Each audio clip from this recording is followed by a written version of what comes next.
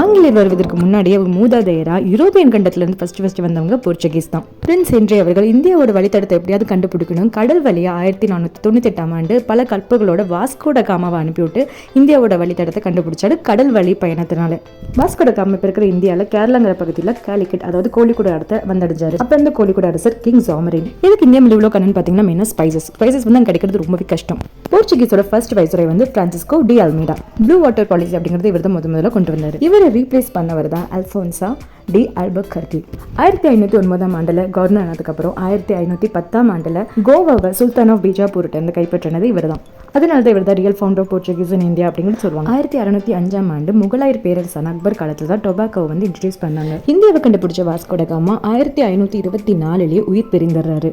Printing machine, அதாவது அச்சு இயந்திரம், அது போர்ச்சுகீஸ் தான் இன்ட்ரடியூஸ் பண்ணாங்க.